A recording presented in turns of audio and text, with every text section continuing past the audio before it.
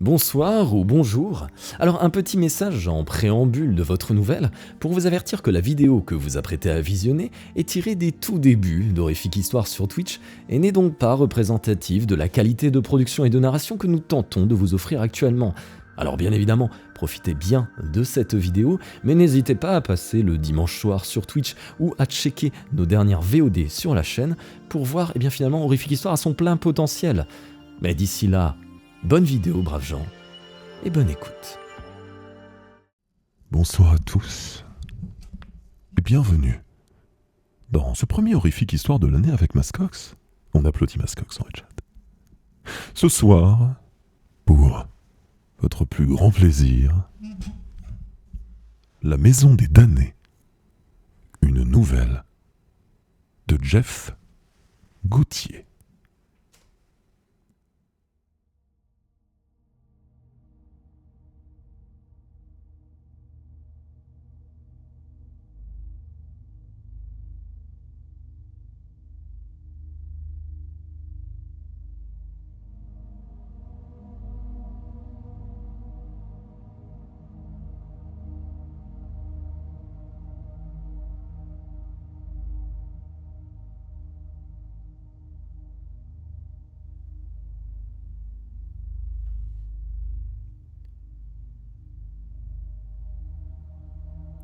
Lorsque tout a commencé, je me trouvais dans une immense demeure dont j'inventoriais le contenu. Son propriétaire était l'un de mes clients et je me sentais redevable à son endroit. L'homme n'avait plus donné signe de vie depuis de trop nombreux jours.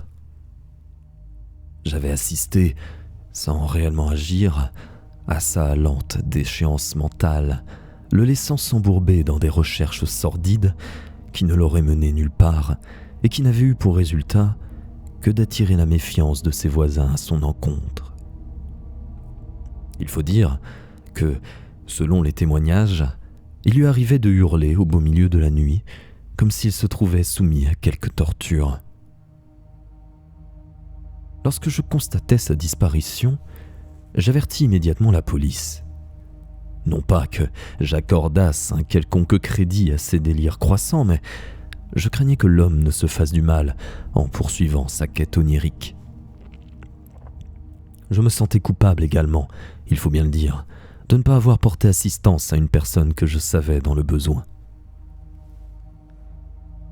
Quand j'avais contacté la police, j'avais également indiqué aux enquêteurs l'existence d'un petit village côtier où mon client s'était rendu quelque temps auparavant et qui pourrait receler la cause de ses tracas. Toutefois, aucune piste sérieuse n'avait émergé et l'homme n'avait pas reparu.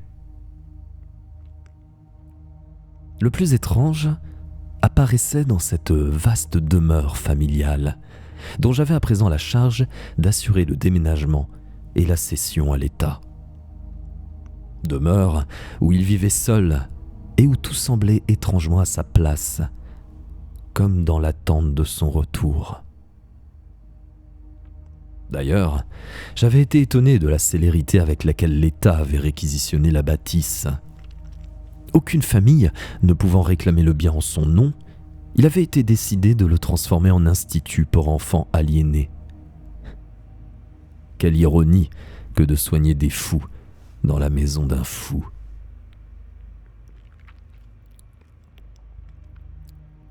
Je m'étais immédiatement porté volontaire pour inventorier les possessions de mon client, comme une manière d'accéder à une forme de rédemption. Une attitude ridicule, je le reconnais après coup.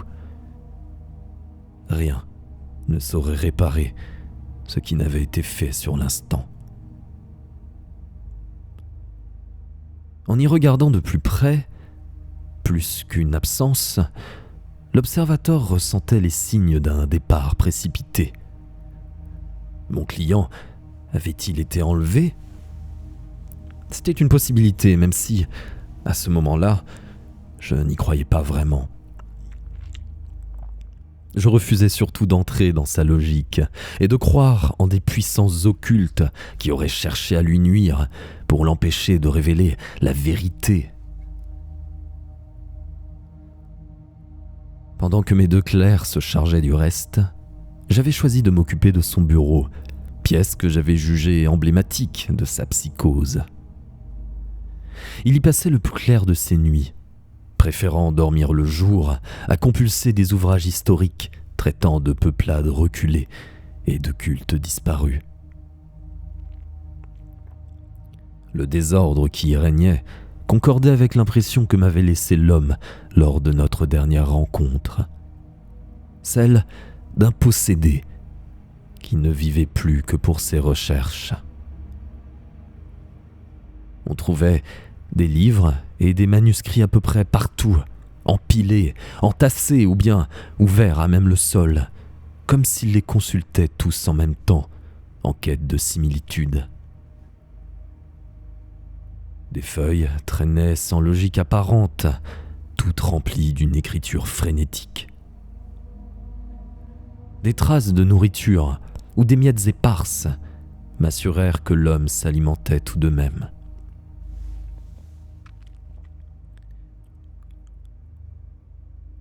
Au milieu de ce capharnaüm, un élément détonnait. Il s'agissait d'une petite desserte, parfaitement rangée. Sur celle-ci trônaient quelques livres disparates, aux noms mystérieux qu'il me répugnait de toucher, notamment celui dont la couverture donnait l'impression d'être faite de peau non tannée. J'avais eu l'idée saugrenue de toucher la chose, qui s'était révélée flasque et légèrement poisseuse. Ce contact m'avait occasionné quelques hauts-le-cœur instinctifs. Une curiosité morbide m'avait néanmoins poussé vers le grand format à couverture de cuir et muni de 2 serrures métalliques, œuvre d'un certain Friedrich von Junst, et intitulé Die unsprachlichen Kulten. Je ne maîtrisais pas du tout l'allemand, mais les quelques plans et schémas achevèrent de me convaincre que de telles lectures ne feraient que troubler mon sommeil. En examinant ce qui se trouvait sur le bureau, je découvris une sorte de paquet qui se révéla être une boîte à chaussures scellée grossièrement à l'aide de ficelles. En passant les doigts sous le rebord du couvercle, je découvris qu'il avait également été collé. Ceci me semblait être un luxe de précaution, à moins que le contenu ne soit d'une grande valeur pour son propriétaire. Par chance, il avait également collé sur le dessus de la boîte une feuille de papier indiquant le destinataire. Un certain monsieur Göttin, professeur à l'école des Chartes. Était-il en train de préparer son envoi lorsqu'il avait disparu? Ou bien l'avait-il laissé là, à dessein, pour qu'on le trouve au cas où il disparaîtrait? Ces 2 questions ne cessèrent de trotter dans ma tête durant le reste de mon inspection.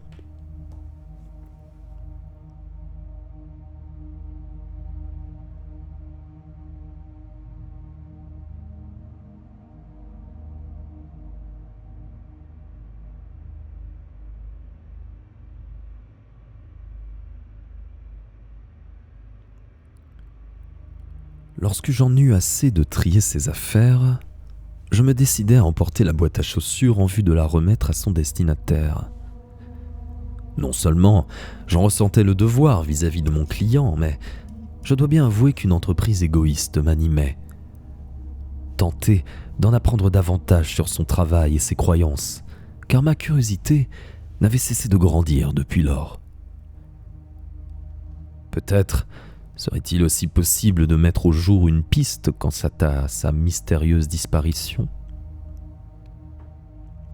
Mon client, journaliste de profession, s'était rendu sur la côte pour mener une enquête en rapport avec d'étranges disparitions. Sur place, si j'en croyais le rapport des autorités et les déclarations de son rédacteur en chef, il aurait interrogé des habitants, sans succès. Pris d'un accès de rage ou mu par une motivation connue de lui seul, il avait incendié la maison d'une des victimes avant de prendre la fuite. Reclus chez lui depuis lors, il avait usé son temps à l'étude de cultes maléfiques, tous disparus, s'ils n'avaient jamais existé. Ceci étaient les faits. Le reste n'était que conjecture et bavardage.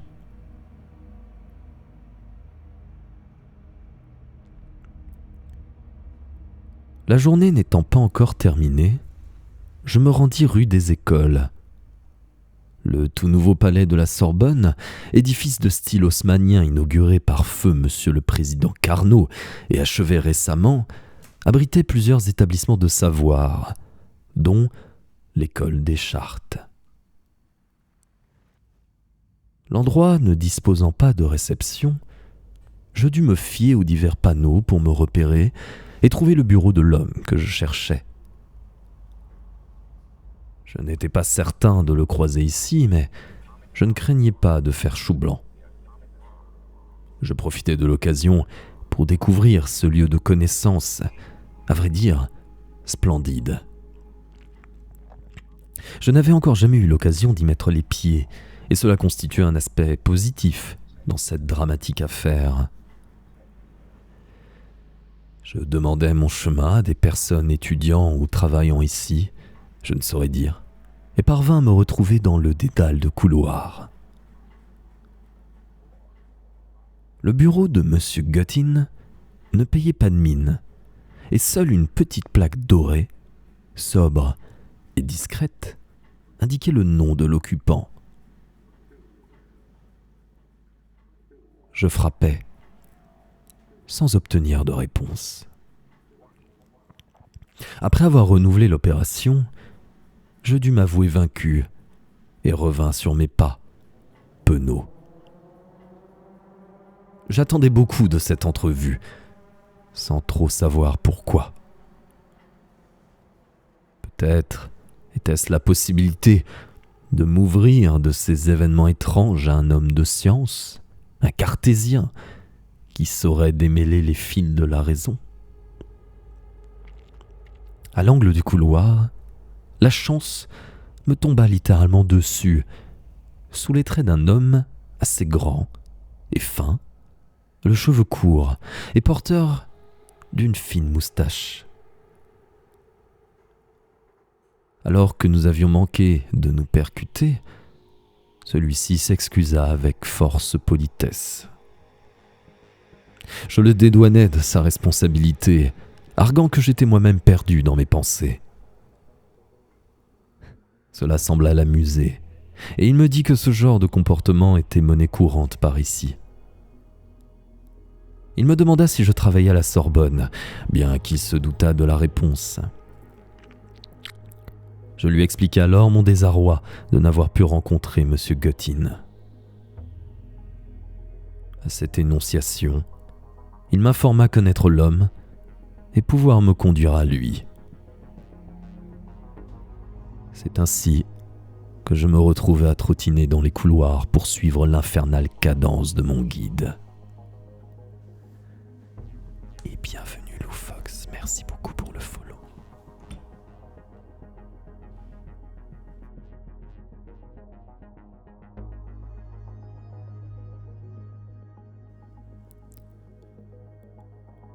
Nous trouvâmes celui que nous cherchions dans une salle regorgeant de manuscrits antiques étalés sur des tables.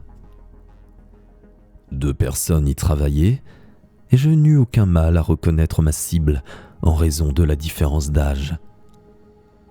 M. Guttin se trouvait dans la cinquantaine, comme moi, tandis que l'autre ne devait pas encore avoir fêté son 30e anniversaire. Le professeur était un homme de taille moyenne, voire un peu petit, mais aux larges épaules et au cou épais, apparence qui aurait plus convenu à un sportif de haut niveau qu'à un homme passant son existence dans les livres. Lorsqu'il se tourna dans notre direction, son visage rond laissa transparaître comme de l'agacement, comme si je débarquais à un moment inopportun.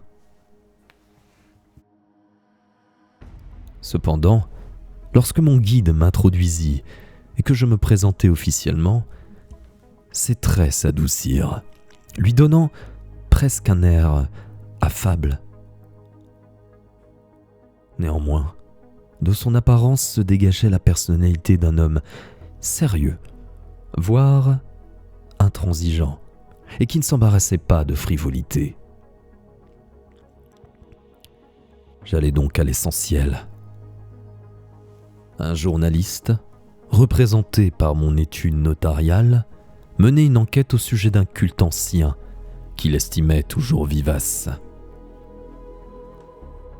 L'homme avait mystérieusement disparu, abandonnant toutes ses affaires derrière lui, et notamment un paquet destiné au professeur Émile Guttin. Si mon interlocuteur parut intrigué par mon propos, il n'en laissa rien paraître et m'interrogea sur l'homme en question. Je lui fournis son nom, sa domiciliation et une vue générale de ses recherches. L'historien ne manifesta aucune réaction, comme trop occupé à faire défiler toutes les informations présentes dans son cerveau. Avec une moue sceptique, il finit par m'annoncer qu'il n'avait jamais rencontré ce monsieur, ou en tout cas, pas suffisamment pour se rappeler de lui. Je fus désappointé. Moi qui espérais des réponses, quelles qu'elles fussent, j'en étais pour mes frais.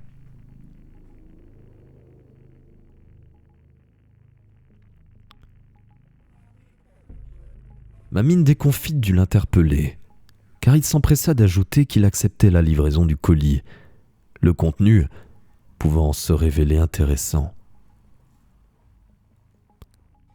Je lui tendis la boîte à chaussures, tandis qu'il demandait à son assistant d'aller chercher l'un de ses confrères. M. Guttin m'avertit tout de même que la découverte de cultes anciens se révélait assez rare de nos jours, et que, malheureusement, la plupart relevaient de la supercherie.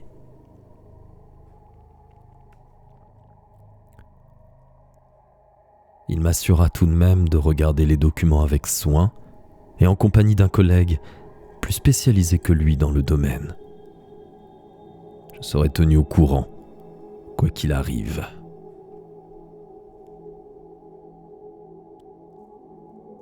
Et bonsoir tout le monde. Et merci, Space Tomalis, pour le raid. Bonsoir.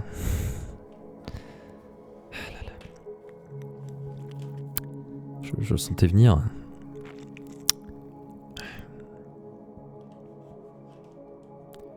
Bon, les gens qui étaient là avant le raid, est-ce que ça vaut la peine de faire un résumé pour les raiders? J'ai peur de poser cette question. Il est si tôt.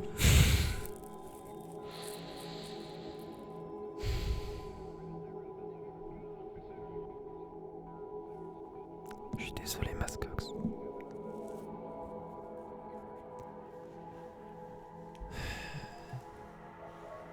Bon, Mascox, si t'as Normand sous la main, c'est le bon moment. Hein. Comment vous dire ?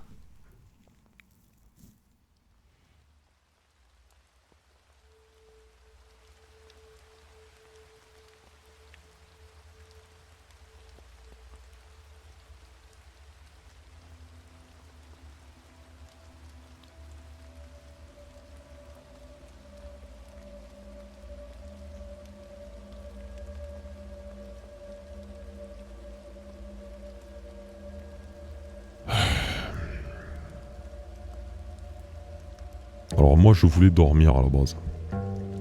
Mais bonsoir le raid. Ouais vas-y Mascox, avance, c'est pas grave.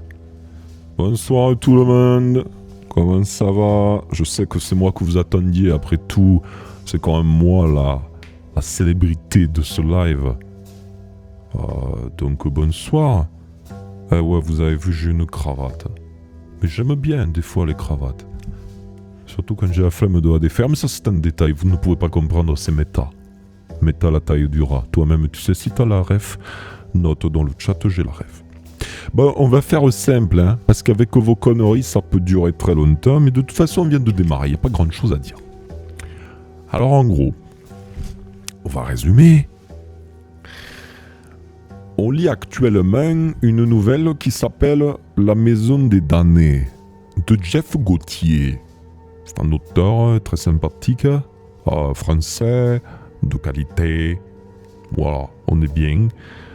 Et du coup, dans La Maison des Damnés, ben, en fait, le héros... non, pas damné, tu sais pas lire le gonfleur d'hélice, là. Faut arrêter de gonfler les gens et lire un peu. Bon, là, ça va. Alors, du coup, dans La Maison des Damnés, le héros principal, enfin le mec qui cause, c'est pas vraiment un héros, mais le mec qui cause, c'est un notaire, d'accord. Donc c'est un notaire qui s'occupait d'inventorier le contenu d'une demeure, d'une immense demeure dont le propriétaire était un de ses clients. Ça paraît logique. Et le truc, c'est que, en fait, le notaire là, tout d'un coup, il a disparu. Il n'y a plus personne qui l'a trouvé. Il n'était plus là. Il a fait « je suis là, je suis plus là ». Enfin, c'est dans l'autre sens. « Je suis là, je suis plus là ». Et, oui, il est disparu. Il se croit drôle. Et du coup... Pourquoi tu tombes? Tu remontes, toi. En fait, Alice, j'espère que tes avants, ils ont bien volé, hein. Faudra que j'aille voir la rediff. Merci encore pour le raid, hein, quand même. On va pas jouer les ingrats, hein. Ouais. Du coup, ça a volé, ça fait plaisir, ça fait plaisir. Et du coup, ce propriétaire, hein, il a disparu, mais en fait, ce qu'il faut voir, c'est que, en fait, il étudiait des cultes anciens. Voilà, depuis un certain temps. Et il tombait en vrai dans une lente déchéance mentale. Enfin, en gros, il devenait de plus en plus fou. Et du coup, voilà, hein, le mec, c'était un gueudin. Et le truc, c'est que un jour, il a disparu. Donc en gros, ce qu'il faut noter, c'est que le mec, il étudiait des bouquins, notamment un qui s'appelait Die Unsprachlichen Kulten, un truc en allemand, là. Et puis bref, c'était le Subel. Donc, dans ce Subel, il étudiait en essayant de chercher la vérité, vous voyez, sur les cultes. Mais en vrai, voilà. Il était un peu foufou. On parle notamment d'ailleurs du fait que quelque peu de temps avant de disparaître, il s'était rendu dans un petit village côtier. Et donc déjà ça pue, hein. On sait, si vous avez l'habitude, les villages côtiers ça pue du fiac, hein. Mais ça c'est un détail. Et bref, je sais plus, moi j'ai déjà oublié l'histoire, les gens, hein. Qu'est-ce que vous m'emmerdez, putain. Qu'est-ce qu'on raconte déjà? Moi j'ai oublié, je m'en branle en plus, hein. Ouais, c'est un sombre bail, les villages côtiers. Bon, et du coup, le truc, c'est que au milieu de ce bulle, le notaire, il a trouvé une boîte de... Tu sais, dans lequel tu mets des chaussures. Une boîte à chaussures, voilà, c'était ça le nom. Il a trouvé une boîte de chaussures fermée à destination d'un certain Monsieur Guttin, qui est professeur au palais de la Sorbonne, dans l'école des Chartes. J'ai pas compris non plus, mais c'est pas grave. Et du coup, le notaire, il est allé là-bas pour essayer de trouver le professeur. Et actuellement, il l'a trouvé et il discutait avec. Et sauf que le problème, c'est que M. Guttin, il se rappelle pas du tout. Voilà, il se rappelle pas du tout du mec. Mais, il va quand même accepter de récupérer le colis chelou. Et on va voir ce qui se passe. Parce que voilà. On n'a lu que ça pour l'instant, hein. Vous arrivez tôt, hein. Ça fait plaisir, comme ça vous pouvez suivre. Allez. Sur ce, je vais retourner à mon pastaga. Et je vous souhaite à toutes et tous une bonne semaine. Et du coup, bonsoir à celles et ceux qui arrivent. Et notamment, bonsoir Attendez, j'arrive pas à lire. Ah, Audney. Donc c'est le premier message sur le chat. Pose-toi, découvre bien la chaîne. Et voilà.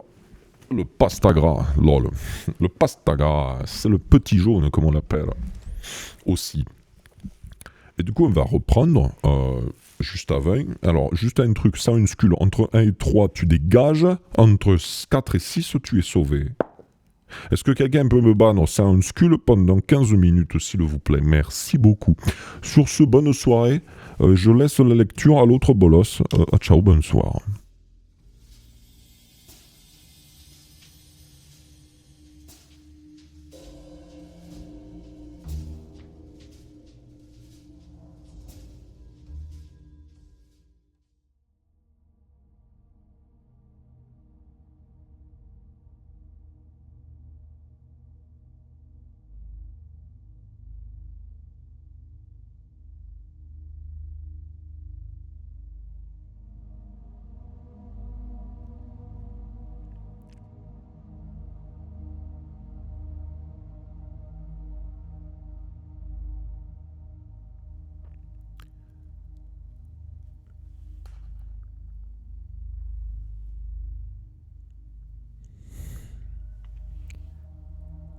Ma mine déconfite dut l'interpeller, car il s'empressa d'ajouter qu'il acceptait la livraison du colis, le contenu pouvant se révéler intéressant. Je lui tendis la boîte à chaussures, tandis qu'il demandait à son assistant d'aller chercher l'un de ses confrères. Monsieur Guttin m'avertit tout de même que la découverte de cultes anciens se révélait assez rare de nos jours, et que, malheureusement, la plupart relevaient de la supercherie. Il m'assura tout de même de regarder les documents avec soin et en compagnie d'un collègue plus spécialisé que lui dans le domaine. Je serai tenu au courant, quoi qu'il arrive.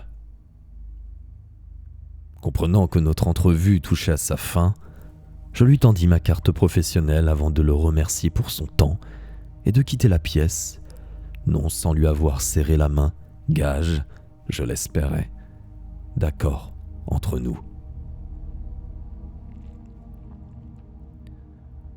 Tout en sortant du palais, je ne pus m'empêcher d'imaginer que l'on m'avait pris pour un excentrique, ou pire, pour un être crédule. Son avertissement poli n'en était pas moins un. Il fallait que je m'attende à être déçu. J'escomptais tout de même qu'il jetterait un œil au contenu de la boîte.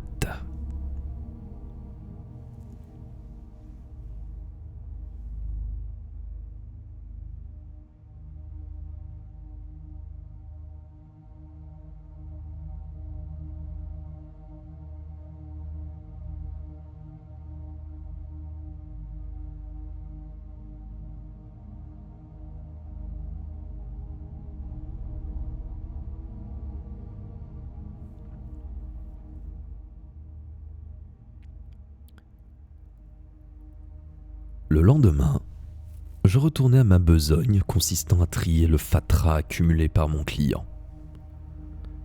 Ce fouillis, associé à la relative grandeur de la pièce pour un simple bureau, me dérangeait sans que je sache pourquoi. Peut-être imaginais-je l'homme replié sur lui-même, consultant ses livres à la flamme de la bougie, perdu au milieu de cet espace plongé dans le noir et d'où, croyait-il, pouvaient surgir d'effrayantes créatures.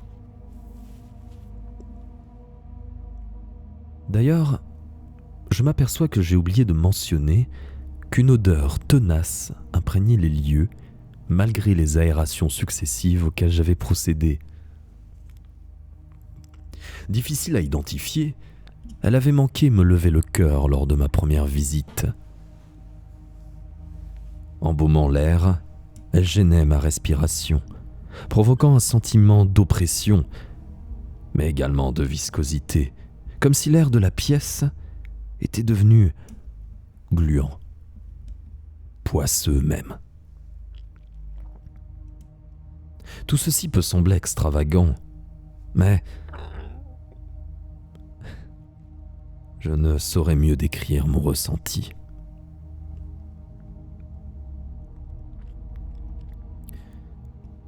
Je fus tiré de ma concentration par une série de pas dans le couloir qui débouchait dans le bureau. L'un de mes clercs arrivait en compagnie d'une jeune femme qu'il présenta comme la future responsable des lieux. Je l'accueillais avec force respect, tandis que le clerc repartait.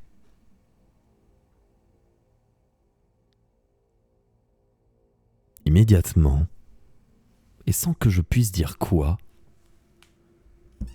quelque chose me déplut chez elle. Plutôt jolie, elle présentait de manière stricte. Vêtue d'une longue robe crème, rehaussée d'un boléro boutonné jusque sous le menton, elle se tenait parfaitement droite, presque raide. Ses cheveux noirs étaient noués en un chignon impeccable, créant une petite raie au milieu du crâne. Des sourcils et des yeux sombres faisaient ressortir le teint pâle de son visage, à la peau exempte de toute imperfection. Elle aurait presque pu ressembler à une poupée, si ce n'était ce regard profond, quasi abyssal, qui me mit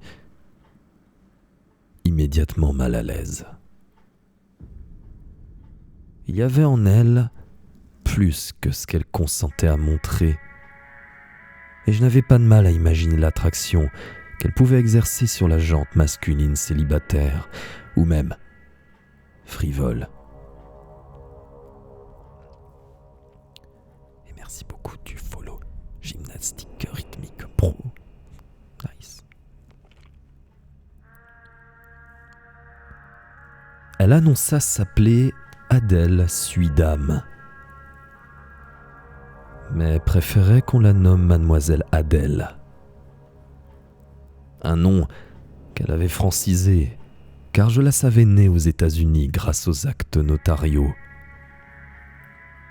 Néanmoins, son accent me faisait penser à des origines plus germaniques, ou même flamandes. Elle dirigeait l'institut qui allait s'établir dans l'immense demeure, sitôt que nous l'aurions vidé de son contenu.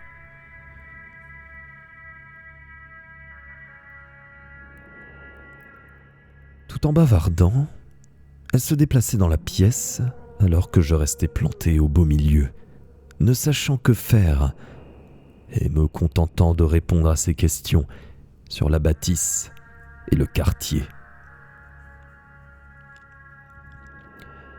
De sa voix douce, mais claire, elle me demanda si le propriétaire était décédé.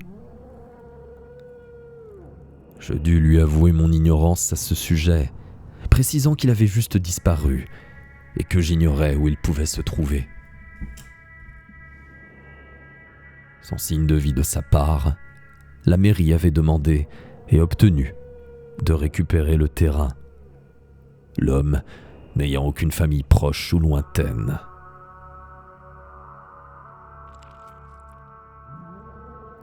Je ne pus m'empêcher d'ajouter mon étonnement face au zèle dont avait fait preuve l'administration. La jeune femme se contenta de hocher la tête avec un détachement qui me gêna. Pourtant, alors qu'elle circulait entre les piles de livres et autres documents, elle s'enquit des recherches qui étaient menées dans cette pièce.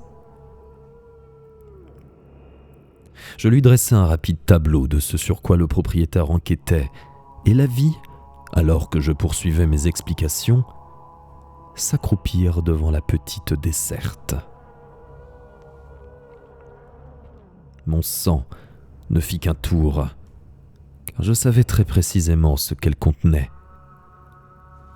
Les ouvrages répugnants en rapport avec des cultes ancestraux à la gloire de créatures fantasmagoriques, cultes abscons où l'on pratiquait volontiers les sacrifices humains. Je le savais, non pour les avoir lus, mais pour avoir parcouru les notes présentes sur le bureau. ce qui m'avait bien suffi.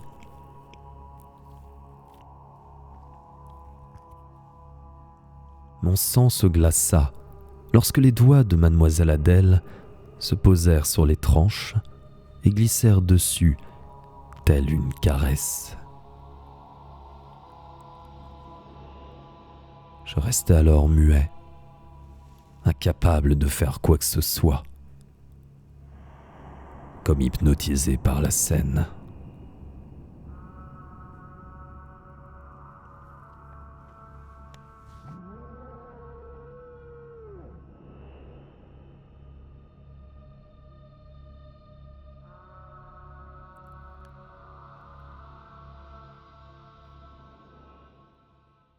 La voix de la jeune femme me sortit de ma transe de manière brutale, comme si le train où je me trouvais avait freiné d'un coup sec, envoyant tous ses passagers vers l'avant. J'eus l'impression de réintégrer une enveloppe charnelle quelconque, après avoir quitté la mienne, ne sachant guère comment ce corps fonctionnait. J'avais froid, et il me fallut un instant pour recouvrer toutes mes sensations et l'usage de la parole. Et bonsoir, chérie Crime. J'espère que tu vas bien. Mon interlocutrice me regardait avec intérêt, sans que je sache si elle m'étudiait ou s'inquiétait de mon mutisme. Peut-être étais-je devenu blanc comme un linge, ce qui ne m'aurait guère étonné. Mal à l'aise, je parvins tout de même à retrouver un peu de contenance et à reprendre le fil de la conversation.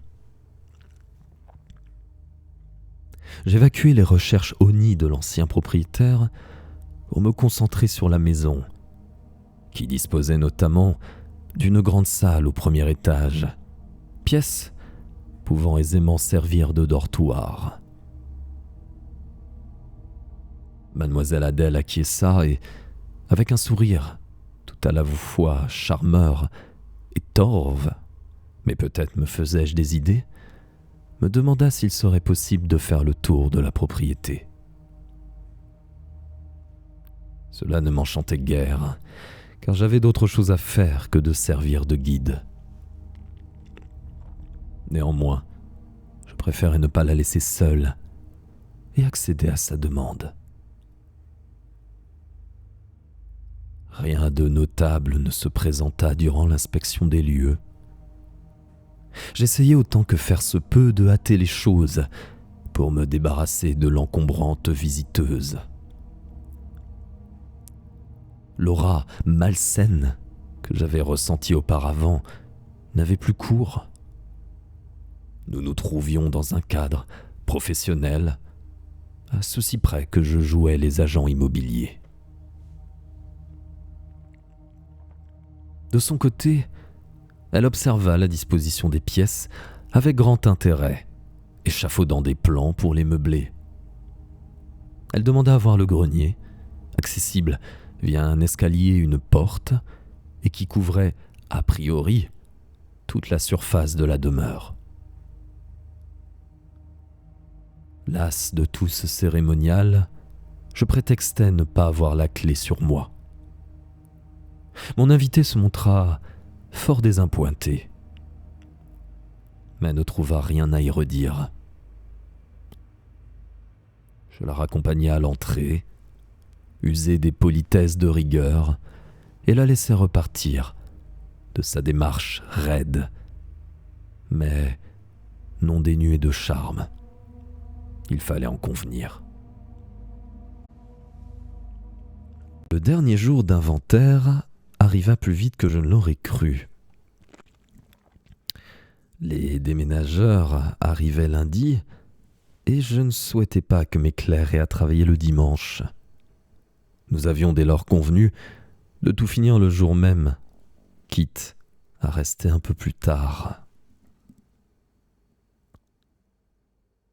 Sur le chemin, je fis un crochet par l'étude, afin de vérifier que l'entreprise de déménagement était bien réservée pour le lundi matin 7 heures.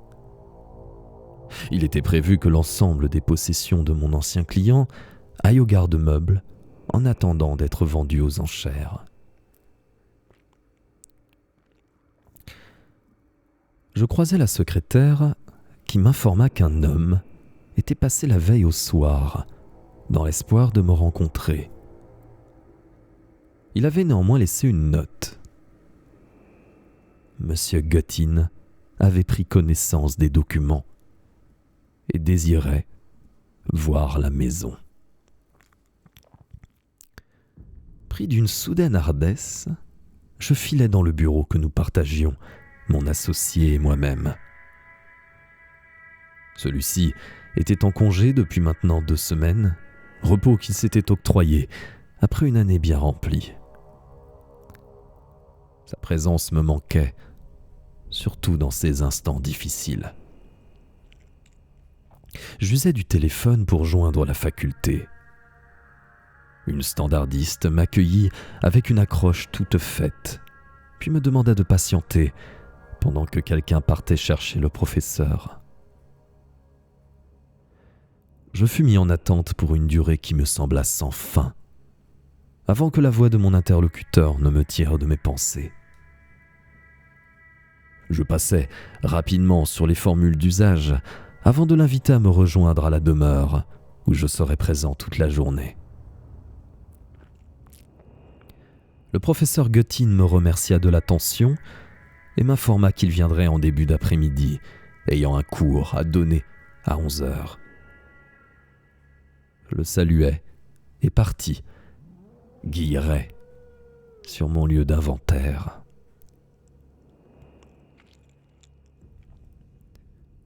Cet enthousiasme joua en ma défaveur, car la matinée me parut dès lors interminable. Je ne saurais dire exactement ce que j'attendais alors du professeur. Des réponses, des explications face à un mystère qui me tourmentait, comme si un érudit de son rang pouvait résoudre l'énigme de cette maison où je me sentais de plus en plus mal, sans savoir si je percevais réellement quelque chose ou si mon esprit me jouait des tours. C'est donc tout juste si je ne courus pas lorsque j'entendis le heurtoir de la porte d'entrée.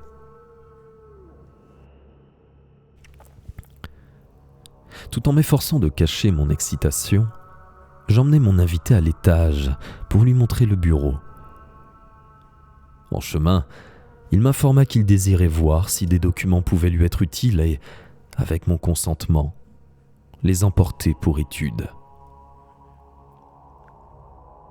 Il ajouta alors, avec un air grave, que les éléments déjà en sa possession l'avaient intrigué, chose que je pris comme un euphémisme. Parvenu dans la pièce en question, je le laissai en faire le tour. Le professeur Guttin observa l'environnement sans un mot. Lorsqu'il s'arrêta près du secrétaire, je ne pus résister plus longtemps et lui demandai ce que contenait la fameuse boîte à chaussures. J'avais peur de paraître outrecuidant, alors que ceci ne me regardait pas.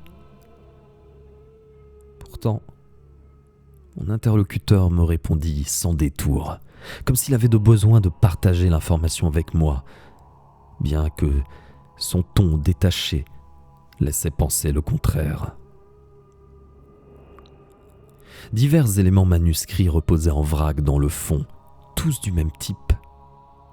Il s'agissait de journaux personnels, griffonnés à la hâte par des hommes qui, à un moment de leur existence, avaient ressenti le besoin de laisser derrière eux un témoignage de leurs mésaventures. Chose surprenante, des liens existaient entre ces documents qui tous mettaient en exergue un culte ancien et honni, présumé disparu, mais qui semblait toujours sévir. Culte dont lui-même n'avait jamais entendu parler en tant que tel, mais dont certains éléments lui rappelaient d'autres choses et qui laissaient à penser que cette croyance ancienne en avait inspiré d'autres, plus récentes.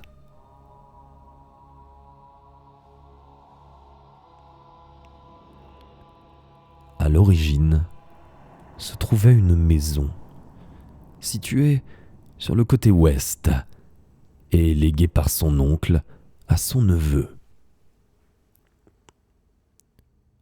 Là-bas, un jeune homme avait peu à peu sombré dans une forme de démence qui l'avait conduit à croire que son corps se métamorphosait en une sorte d'hybride humain batracien. Après sa disparition, des amis s'étaient rendus sur place, mais avaient péri en mer en tentant de rejoindre une île toute proche. Et bonsoir Elira et bienvenue. Pose-toi, on est bien. Un journaliste, celui dont je gérais la présente succession, mit plus tard la main sur un carnet ayant prétendument appartenu à l'un d'eux, légué par l'oncle, avant de revenir dans la capitale, de sombrer dans la paranoïa et de disparaître à son tour. Intrigué par ce résumé succinct, j'interrogeai le professeur Guttin sur l'authenticité des dits documents et, bien qu'un canular soit toujours possible, il n'y croyait pas. D'abord, les écrits s'avéraient récents et s'étaient transmis de personne en personne par le fruit du hasard. Ensuite, les 10 écrits avaient été rédigés par des personnes différentes qui, de surcroît, avaient toutes disparu. Enfin, l'effroi qui se dégageait des textes semblait palpable, ce qui relevait soit d'écrivains de grand talent, soit d'une réelle terreur. En résumé, s'il s'agissait là d'une supercherie, celle-ci était de haute volée. Et à ses yeux, bien trop complexe à mettre en œuvre. Il conclut en affirmant que les hypothèses les plus simples étaient souvent les plus vraisemblables.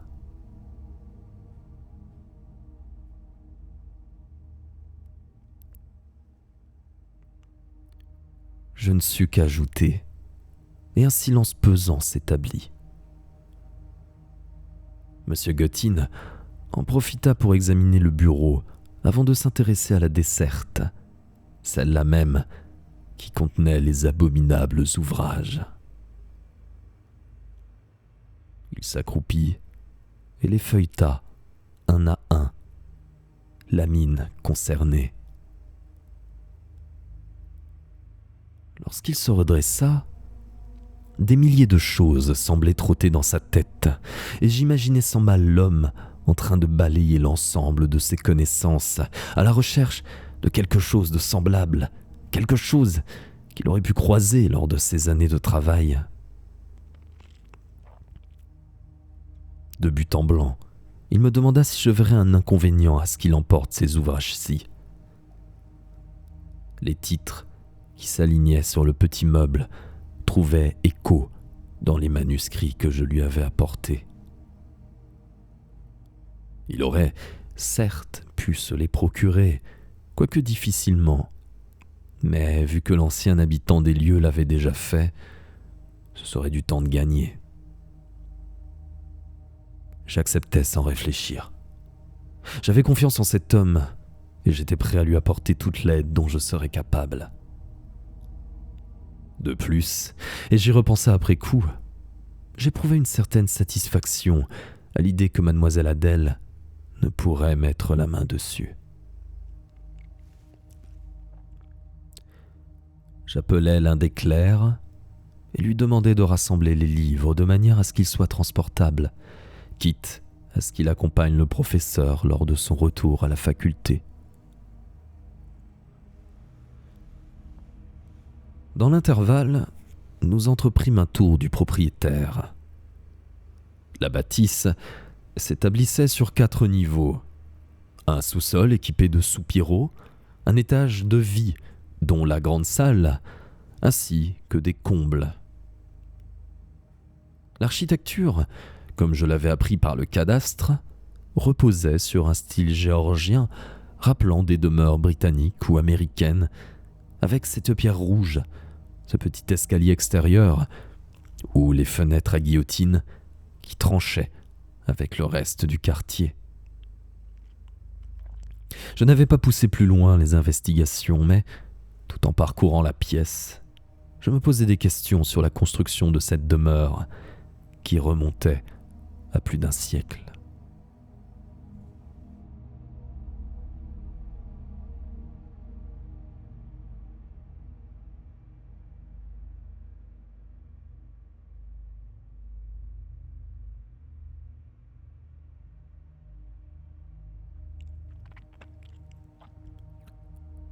Au bout d'un temps, M. Gottin me demanda si j'avais remarqué un élément particulier au sein de cette maison. Je dus lui avouer que, pris par l'inventaire, j'avais rapidement exploré les lieux sans m'y intéresser plus que cela. Pour être honnête, la demeure me mettait mal à l'aise. D'un signe de tête, il sembla acquiescer et s'approcha d'un chambranle entre 2 pièces. Il m'indiqua alors que tous les linteaux présents dans la demeure comportaient un symbole circulaire, à première vue légèrement différent sur chacun. J'en fus éberlué.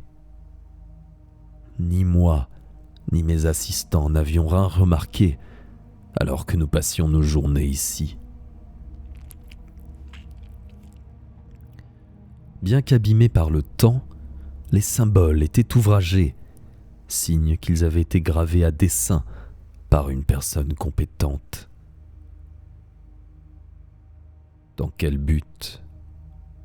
Nous n'avions pas la réponse, même si un lien avec cette histoire de culte fantasmagorique paraissait plausible. Mais ce n'était pas tout. Sur certains montants, l'historien avait noté la présence de motifs plus rudimentaires et plus récents, comme gravés à la main à l'aide d'une lame. Ces derniers étaient vraisemblablement l'œuvre de mon client. Mais à quoi pouvaient-ils bien servir ? Je frissonnais. L'homme était-il allé au bout de sa folie ? Orchestrant quelques rites occultes. Mais quel pouvait être le rôle des portes ? J'interrogeai le professeur Gottin, qui donna l'impression de réfléchir à ma question, même si je savais qu'il se l'était déjà posé lui-même. L'historien ne souhaitait pas trop s'avancer, par manque d'éléments.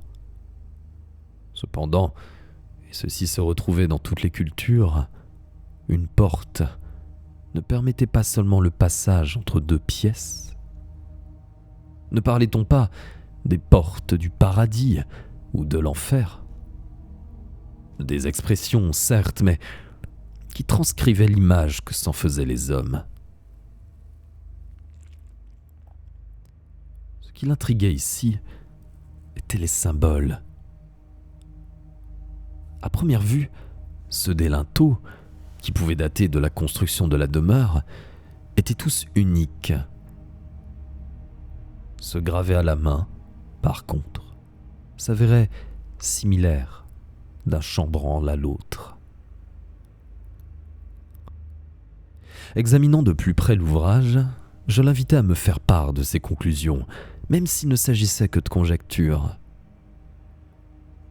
Là encore, il marqua une pause, comme s'il méditait l'idée de me faire partager ses théories.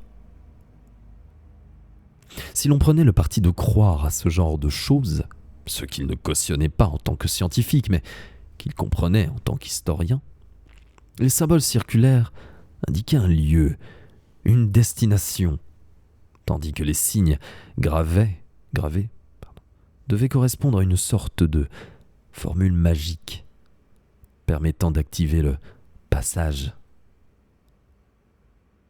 Il avait, de manière consciente ou non, appuyé le dernier mot, ce qui n'était pas anodin. L'historien se révélait passionné par le sujet, et j'étais en un sens soulagé d'avoir rencontré un érudit dans son genre, qui semblait capable d'éclairer les tragiques événements qui avaient eu lieu ici.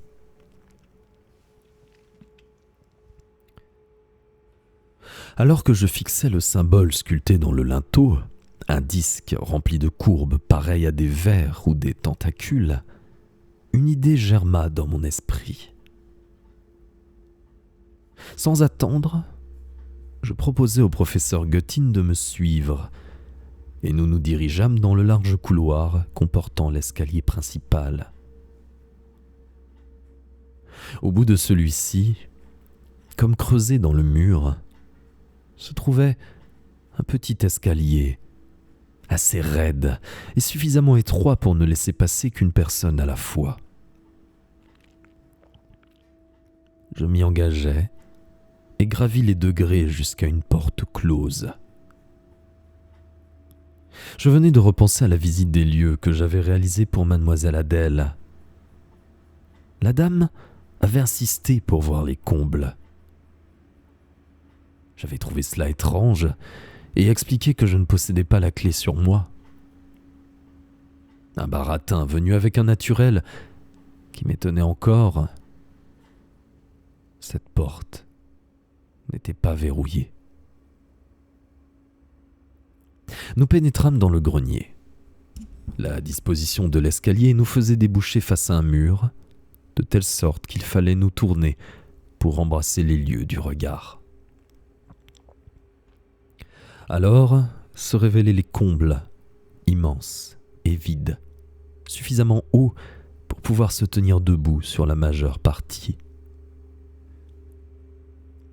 Il se trouvait plongé dans une pénombre, à peine rehaussée par la lumière en provenance de l'énorme œil de bœuf situé sur la façade nord. Parfaitement circulaire et occupant la majeure partie du pignon, le vitrail était ouvragé et légèrement coloré.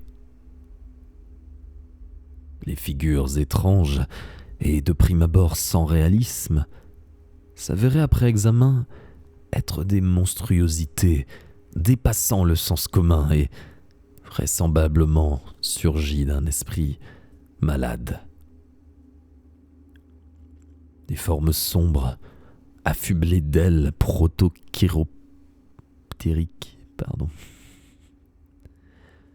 Des formes sombres, affublées d'ailes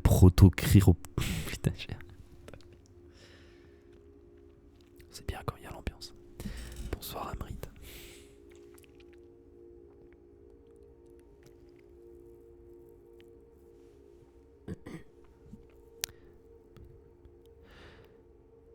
Des formes sombres donc, affublées d'ailes protochiroptériques ou de tentacules poisseux, et dont il m'était impossible de deviner l'avant de l'arrière. Toutes paraissaient graviter autour d'une masse informe et bubonique qui semblait regarder le visiteur impudent. Les couleurs ternes et les contours noirs appuyés de ces images fantasmagoriques me mettaient mal à l'aise, comme si un sens caché existait au sein de l'œuvre. Un sens que mon âme seule percevait. En fixant avec attention cette immense ouverture, capable d'englober un homme, et étrangement placée du côté ne recevant jamais de lumière directe, l'observateur que j'étais avait même l'impression de voir les formes bouger, presque danser sous ses yeux. L'ouvrage, aussi abscon qu'il soit, n'en constituait pas moins un chef-d'œuvre d'abomination. Pour M. Gottin, il ne faisait plus aucun doute que toute l'architecture avait été pensée dans un but bien précis, qu'il lui était impossible de comprendre pour le moment.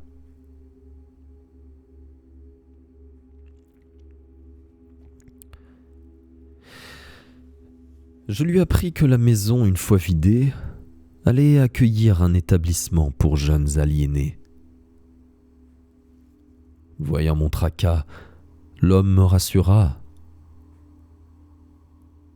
Tout ceci n'était néfaste qu'à partir du moment où l'on y croyait. Ces enfants auraient leurs propres démons à affronter, et ils n'imaginaient pas le personnel médical s'occuper de telles balivernes, encore moins leur donner du crédit. Les lieux présentaient un intérêt certain pour quelqu'un comme lui, et peut-être viendrait-il le visiter prochainement. Pour l'instant, il voulait récupérer les ouvrages et s'atteler à leur examen.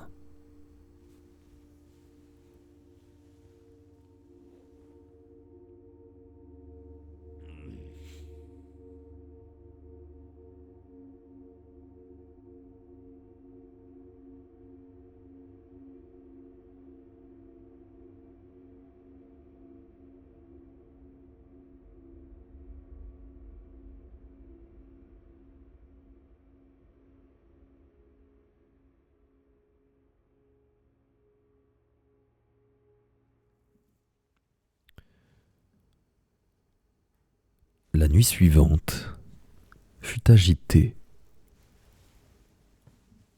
Toutes ces élucubrations magiques m'avaient pollué l'esprit, et je dus faire face à de nombreux cauchemars.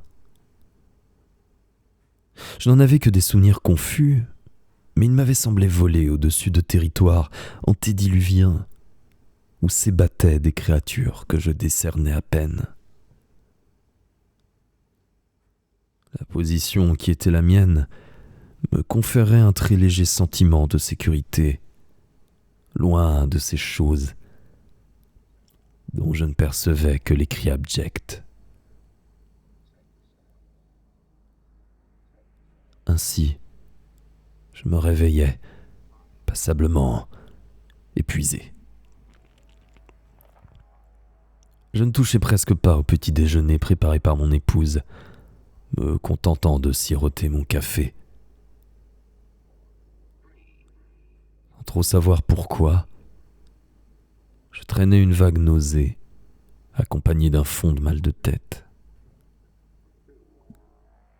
Je mis tout ceci sur le compte du manque de sommeil. Et merci beaucoup du follow Luciferms14, bienvenue.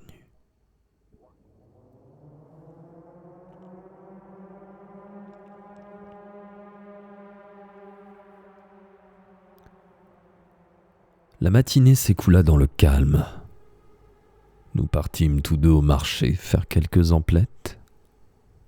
Des connaissances nous arrêtèrent pour discuter de tout et surtout de rien. Je laissai ma femme tenir l'essentiel de la conversation.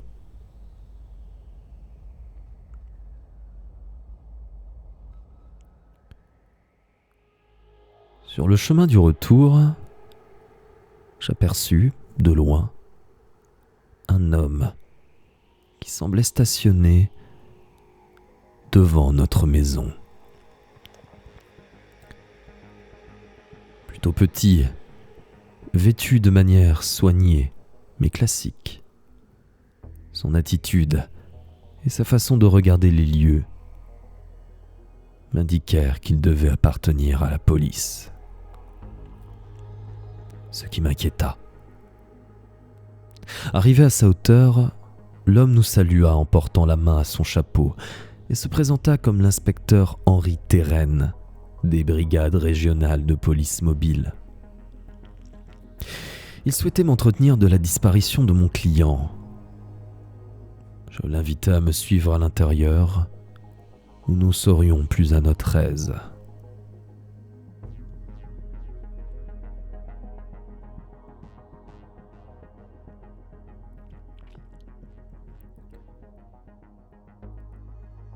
Après nous être dévêtus, ma femme s'éclipsa en direction de la cuisine. Elle avait toujours pris soin de ne pas se mêler de mes affaires professionnelles, sans que je sache vraiment si elle agissait par respect envers ma fonction ou si elle ne souhaitait pas être mêlée à ces histoires. Depuis le hall d'entrée, je proposai à mon invité de me suivre dans le salon attenant.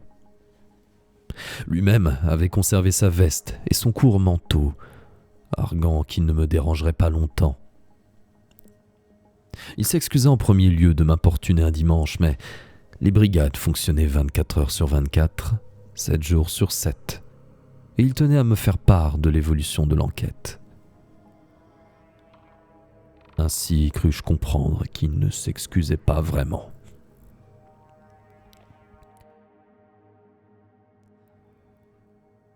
Ces brigades mobiles constituaient une force de police d'un genre nouveau et dont une partie de la population se méfiait, y voyant un moyen de surveillance et d'oppression. Bien qu'ayant reçu l'aval du président Fallières, cette police était l'œuvre, et d'aucuns disaient le bras armé, du ministre de l'Intérieur Clemenceau, un homme au caractère inflexible et parfois brutal. Pourtant, force était de constater que ces policiers d'élite, postés dans toutes les grandes villes du pays et bénéficiant des dernières technologies en matière d'enquête, obtenaient des résultats probants. La bande à Pollet ou le gang des chauffeurs n'avait pas fait long feu. La présence de cet inspecteur m'inquiétait tout autant qu'elle me rassurait. Je savais que les investigations avaient été menées avec le plus grand soin, mais je ne comprenais pas qu'il se soit chargé d'une simple disparition, les brigades étant surtout dévolues à la lutte contre le crime organisé.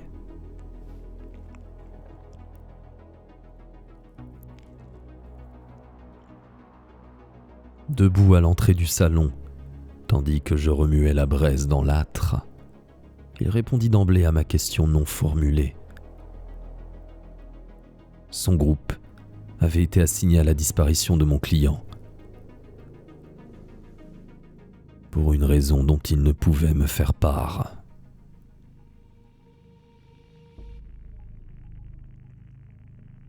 Bien que je ne sois pas beaucoup plus avancé, mon inquiétude augmenta. Il s'était lui-même rendu sur place en compagnie d'un collègue de la brigade de Nantes, dans le petit village côtier dont j'avais parlé dans ma déposition. Bien que les lieux et la population se soient avérés en effet peu accueillants, ils n'avaient rien trouvé qui puisse constituer un début de piste. La maison mentionnée par mes soins avait bien été détruite dans un incendie. D'après les autochtones, il s'agissait d'un acte criminel perpétré par un homme qui n'était pas du coin.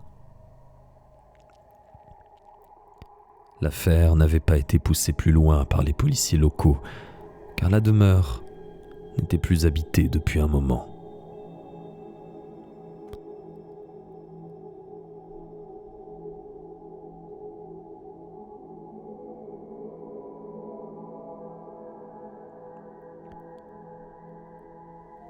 Tout en l'écoutant, je ne pouvais m'empêcher d'analyser le ton de sa voix, claire et ferme. Dans mon métier, nous avons l'habitude d'écouter des gens parler et de deviner s'ils cachent des choses, les affaires de famille et de succession générant plus de problèmes qu'autre chose. J'étais à peu près sûr que l'inspecteur Terren ne me disait pas tout. Je décidai alors de le pousser un peu plus, pour voir si je pourrais obtenir des informations complémentaires. Il me livra alors un élément qui avait attiré son attention. Mon client, faisait mention d'une île où il s'était prétendument rendu pour assister à une cérémonie occulte. Or, cette île n'existait pas. Pour la police, la majeure partie du récit tenait au mieux du canular. Cependant, lui-même ne niait pas la gravité de certains faits et penchait pour les divagations d'un homme seul qui avait depuis longtemps déjà perdu la raison. Je demeurais dans l'expectative, ne sachant quoi penser de tout cela, car il m'était impossible de me départir de l'idée qu'un fond de vérité existait. L'ensemble avait certainement été très enjolivé, comme souvent dans les récits de ce type. Mais, pour autant, la base pouvait s'avérer réelle. En tout cas, c'est ainsi que je le ressentais.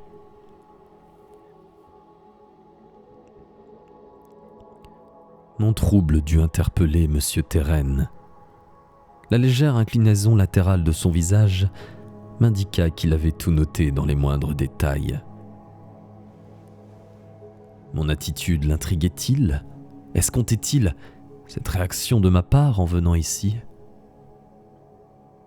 Je n'aurais su dire.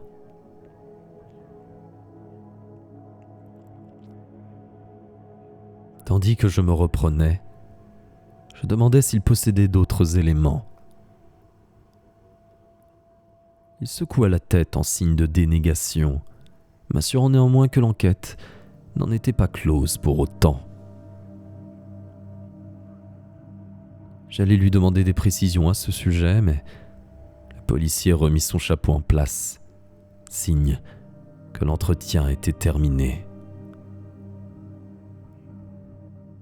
La suite de l'échange ne fut que formule de politesse classique, et je le reconduisis vers la sortie.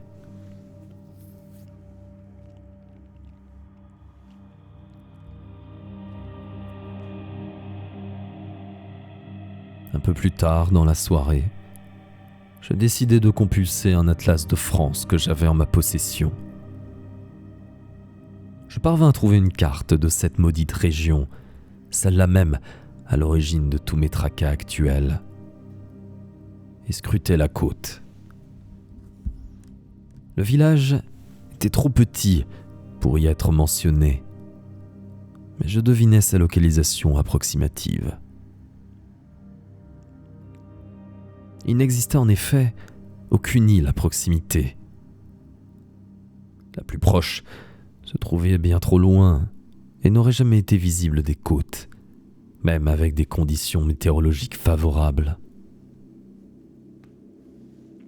Ma crédulité, à moi, l'homme de loi, me faisait en cet instant presque honte.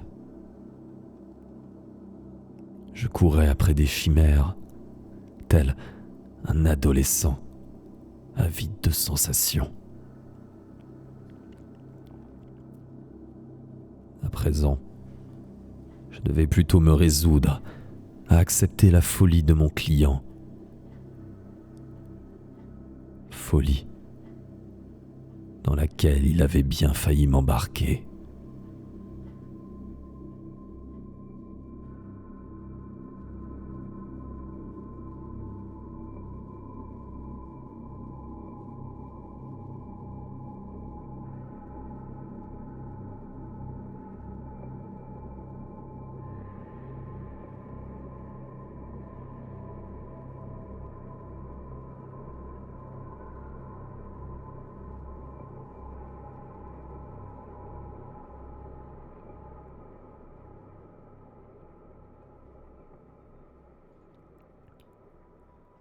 Les jours passèrent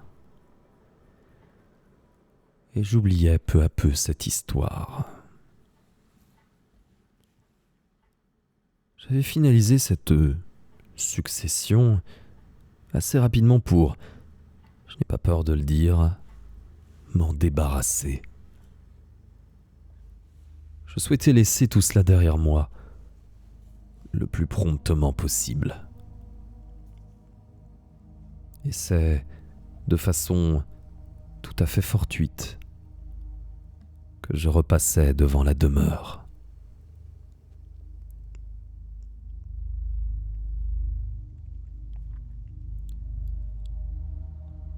Je devais me rendre chez un client qui souhaitait acquérir un terrain et requérait mon expertise à ce sujet. Du peu qu'il m'avait raconté au téléphone, l'affaire s'annonçait corsée, car le lot en question appartenait à plusieurs membres d'une même famille qui ne s'entendaient pas. Afin de me détendre au préalable, je profitais du temps splendide pour m'y rendre à pied, m'autorisant à prendre le chemin des écoliers. Je ne saurais dire, même avec le recul, si le détour précisément par cette rue était le fruit du hasard. Mon itinéraire m'amena-t-il à emprunter cette rue, ou bien, au fond de moi-même, avais-je envie de revoir l'endroit? À moins que tout cela ne soit l'œuvre d'une force mystérieuse dont j'avais tout autant de mal à percevoir la réalité qu'à m'en laver l'esprit. Bien que perdu dans mes pensées, je reconnus bien vite la rue en question. Et plus je m'approchais de l'immense demeure, plus un sentiment d'angoisse m'étreignait. Proche de la suffocation, je ne pouvais m'empêcher de poursuivre ma route, alors que j'aurais tout aussi bien pu crocheter par une rue attenante et m'éviter ce calvaire. Néanmoins, je crois qu'à ce moment précis, je ressentais le besoin de revenir sur les lieux et de constater que tout respirait la normalité. J'avais besoin de mettre toute cette aventure derrière moi et de me prouver que j'avais été abusé par le récit d'un pauvre homme au bord de la folie. Je m'approchais donc de la grille noire qui fermait l'accès à la façade. Sur la droite se trouvait une minuscule ruelle bordée de hauts murs qui empêchait de voir dans le jardin des voisins. Posté à l'angle, tel un malfaiteur, je disposais d'une vue restreinte sur la cour arrière. Des enfants couraient en tous sens, observaient des choses au sol ou restaient assis. Je demeurais là à observer un trop long moment, si bien que ma présence attira l'attention d'un des gamins. Celui-ci se planta debout, tout raide, le regard fixe. Il devait bien se trouver à une bonne quinzaine de mètres, et pourtant son regard me déplut. Ce n'était assurément pas celui d'un enfant de son âge, mais guère non plus celui d'un adulte en possession de toutes ses facultés mentales. J'avais beau savoir que l'endroit abritait des enfants aliénés, quelque chose de profondément malsain s'échappait de ses yeux noirs. Alors qu'il ne disait rien et se contentait de fixer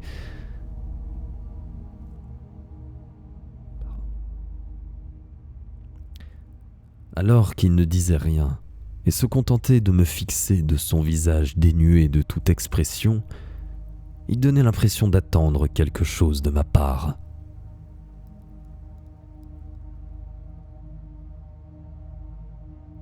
Lorsqu'une voix féminine retentit, le garçon pivota instantanément et partit en courant rejoindre ses camarades. Libéré, je peinais à retrouver mon souffle que j'avais retenu sans m'en rendre compte. Quelque chose d'anormal sévissait ici, en pleine ville, aux yeux de tous. Mais seules les personnes instruites à ce sujet pouvaient percevoir le mal qui régnait dans cette demeure. Le récit du fou sa disparition mystérieuse, les ouvrages répugnants, les marques sur les portes. Que les réponses soient métaphysiques ou parfaitement terre à terre. Quelque chose d'épouvantable imprégnait ces murs. Et l'apparition de mademoiselle Adèle ne fit que renforcer cette impression. Cette femme, aux atours parfaits, cachait quelque chose. Lorsque les enfants, tout de blanc vêtus, accoururent autour d'elle, souriants et pleins de vie, un rejet inexplicable s'empara de moi. De les voir là, tels des chevreaux entourant leur mère, me provoqua une montée d'angoisse. Un tel spectacle, mettant en scène une femme et des enfants, n'aurait jamais dû susciter une telle réaction chez un être humain normalement constitué. Étais-je en train, à mon tour, de perdre le sens des réalités, d'imaginer des choses ignominieuses qui n'existaient pas? Étourdi, je rebroussais chemin.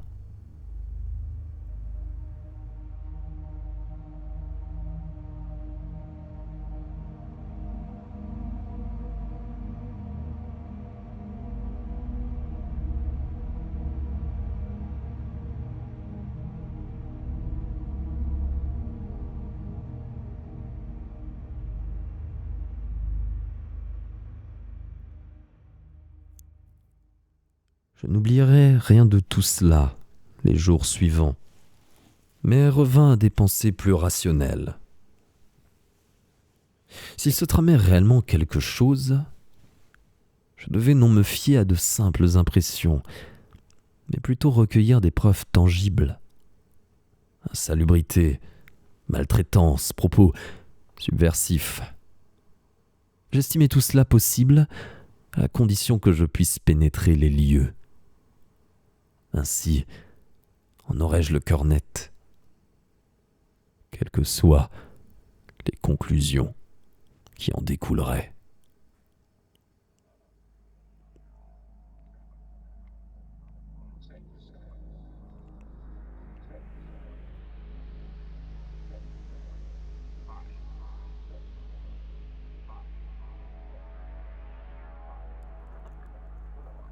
Je décidai donc un soir de me rendre sur place, sans plan précis, juste à des fins d'observation. Comme j'éprouvais de plus en plus de mal à trouver le sommeil, autant mettre à profit ce temps de veille pour quelque chose d'utile. Durant toute la journée, j'avais échafaudé un plan, tel un cambrioleur à l'orée de son forfait.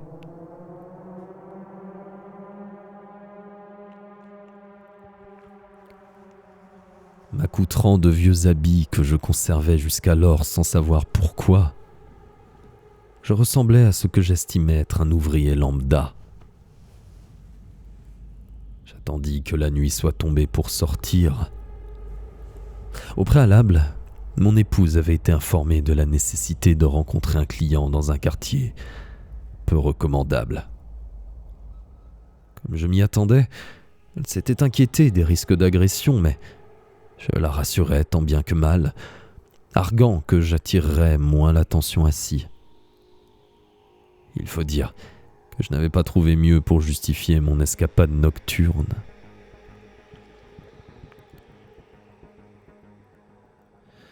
Je l'assurais de rentrer le plus rapidement possible, enfilai une casquette irlandaise remontant à mes jeunes années et sortis. La douceur de l'air me permit de laisser mon veston ouvert. Main dans les poches, j'avais l'impression d'être incognito, mais l'étais-je vraiment ? Je ne m'attardai pas sur cette question, préférant me repasser en tête le plan des lieux et la manière dont j'allais organiser mon observation. Si tant était que je puisse observer quoi que ce soit.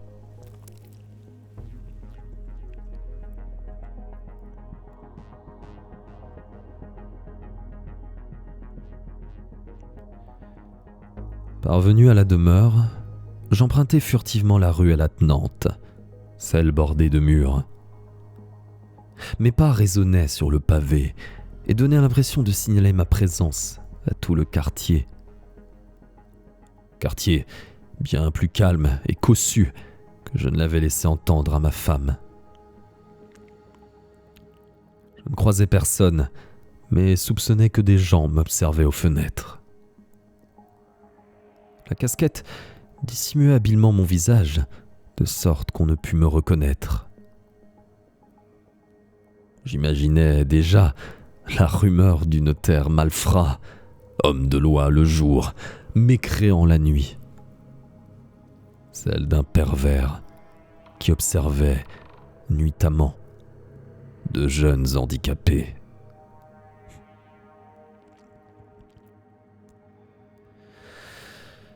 Chassant tant bien que mal ces idées saugrenues, je me postai à l'angle de la maison voisine et scrutai la façade arrière de la bâtisse maudite.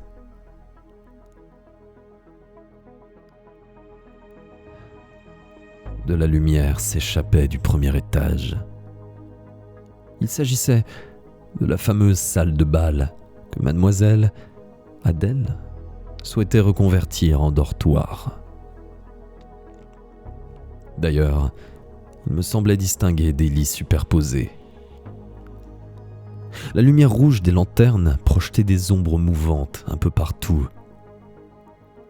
Par instants, je voyais de petites têtes passer devant les fenêtres, mais toujours dans le même sens.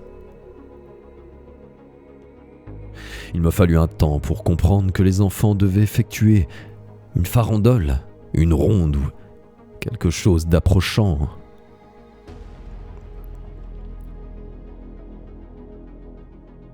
Plus le temps passait, et plus les gamins semblaient se déhancher, se désarticuler, comme pris de frénésie.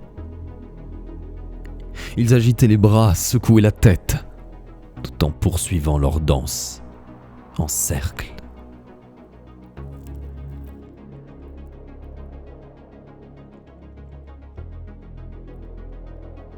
Une lointaine mélopée me parvint, mêlant percussion et flûte sur un rythme lancinant et répétitif.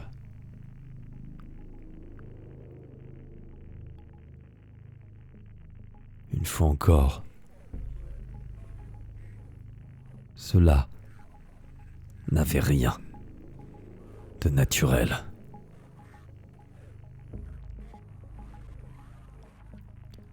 Je n'assistais pas à d'innocents jeux d'enfants, mais à quelques rites issus d'un âge ou d'une contrée où la civilisation n'avait pas cours.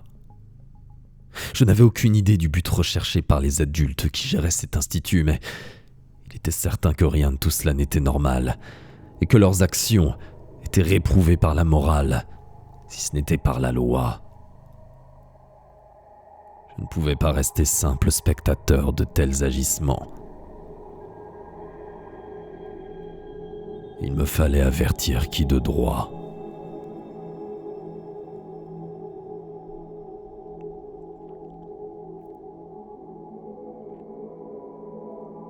Mes yeux allaient d'une fenêtre à l'autre pour tenter de saisir le maximum d'éléments.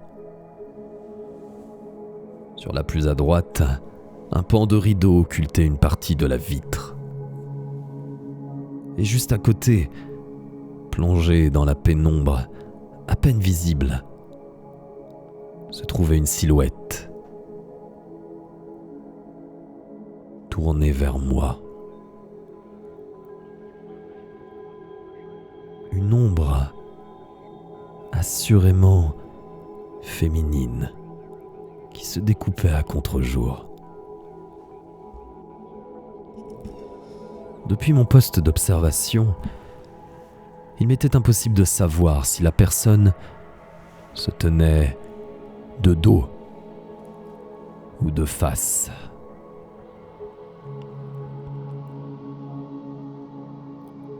Seuls les frissons qui parcouraient mon corps fournissaient un élément de réponse. On m'observait depuis un temps dont je n'avais pas idée. Au comble de ma peur, je me rendis compte que j'avais quitté mon abri et que le mur d'angle ne cachait plus ma silhouette. J'avais beau être dans un coin sombre, éloigné de tout éclairage public. J'étais convaincu que cette personne, dont l'identité s'avérait évidente, me distinguait parfaitement. Pourtant, elle ne bougeait pas. Éprouvait-elle une satisfaction morbide à me voir là, apeuré, réalisant que toutes mes suspicions étaient fondées? Je l'imaginais sourire de manière sardonique, satisfaite.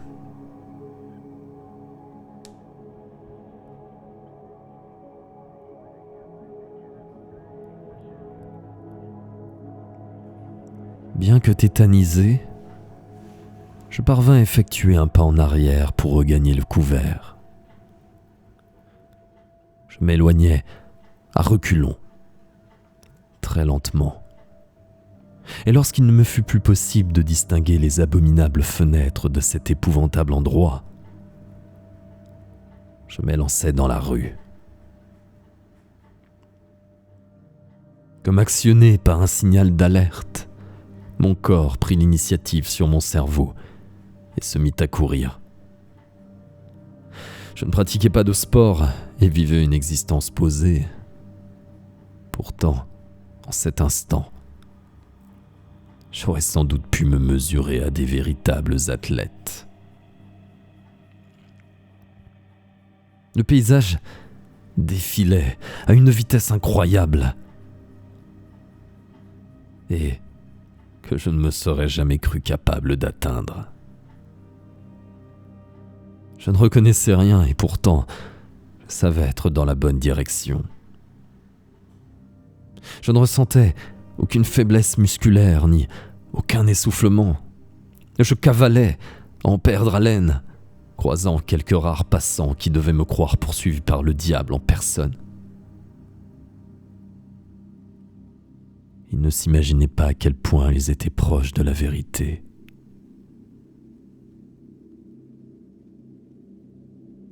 Arrivé devant chez moi sans trop savoir comment, je peinais à insérer la clé dans la serrure.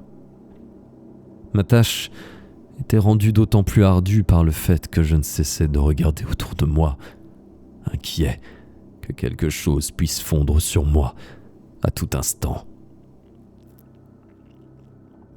Je parvins à ouvrir la porte et me réfugiai dans le vestibule, haletant. Mon domicile se trouvait plongé dans le noir et le silence, à l'exception de l'horloge franc-comtoise qui égrenait les secondes de façon lugubre. Mon épouse devait s'être couchée, ce qui m'étonna car je n'étais pas demeuré longtemps à l'extérieur. Du moins, le croyais-je. Car en m'avançant dans le couloir principal, je pus distinguer la fameuse horloge et découvrir que mon escapade avait duré plusieurs heures. Je n'avais pas vu le temps filer. Me déchaussant, je gravis à pas de loup l'escalier, rasséréné de me retrouver chez moi en sécurité. Le tapis empêchait les marches de grincer, ce qui m'arrangeait.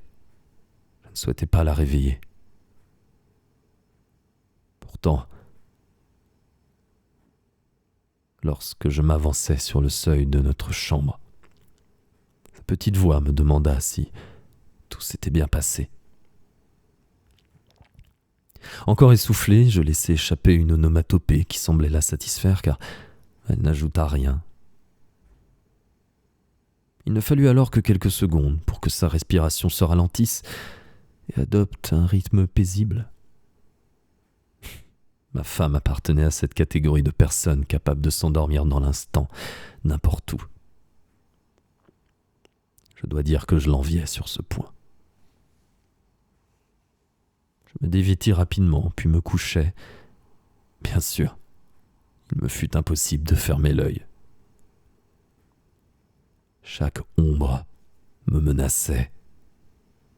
Chaque bruit annonçait un danger. L'image de cette silhouette qui me fixait, car il ne pouvait en être autrement, repassait en boucle dans ma tête, intercalée entre celle de la cérémonie occulte.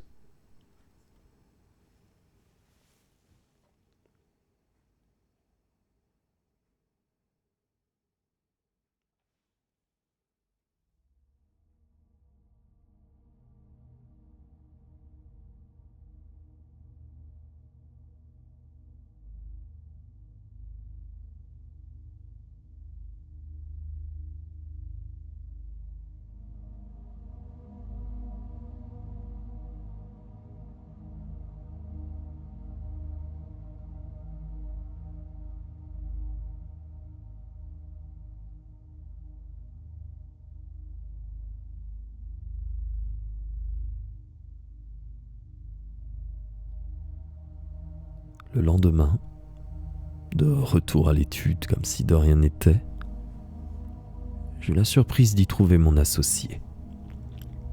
Celui-ci revenait de congé, comme prévu. Il avait profité d'une affaire à traiter dans le sud pour y demeurer ensuite et prendre du bon temps avec sa famille. Cela lui avait fait du bien. Sa mine hâlée rayonnait. Après avoir échangé au sujet de ses activités de vacances, nous en vînmes aux affaires courantes. Je l'informai de ce qui s'était passé durant son absence prolongée, notamment au sujet de la fameuse demeure, tout en ayant soin d'escamoter les détails sordides. Il en prit acte, tout en me demandant des nouvelles du propriétaire. Je lui donnai dans le détail les conclusions de la police, lui-même étant surpris que les brigades mobiles aient géré l'affaire. Tout cela lui apparaissait étrange, et il ne s'imaginait pas que ce legs déboucherait sur une telle histoire. Intrigué et persuadé sans trop savoir pourquoi, ses paroles renfermaient un terrible secret. Je l'invitai à développer son propos.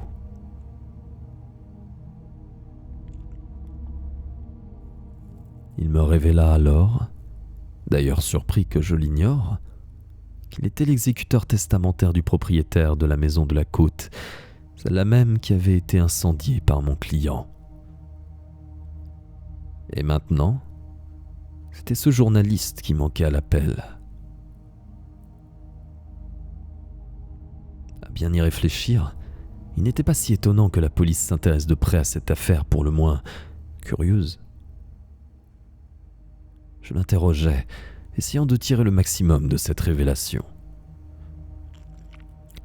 J'en fus pour mes frais. Il ne savait rien de plus et se contenta d'ajouter, avec un brin d'ironie, que les lieux devaient être hantés et aspiraient tous ceux qui y pénétraient.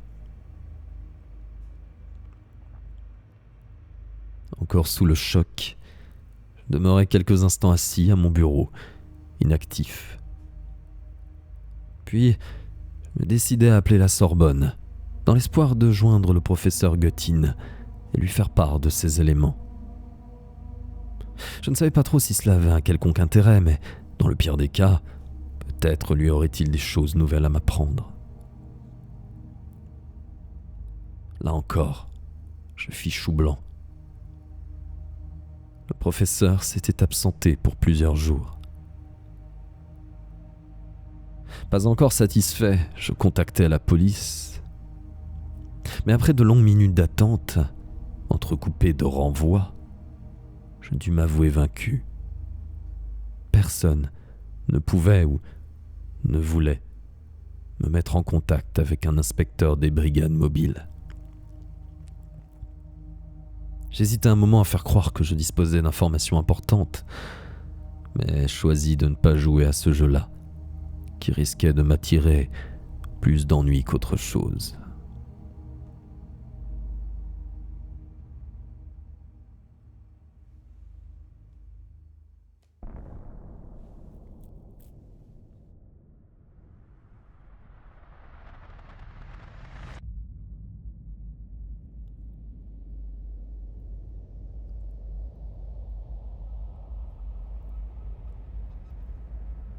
La nuit suivante fut épouvantable.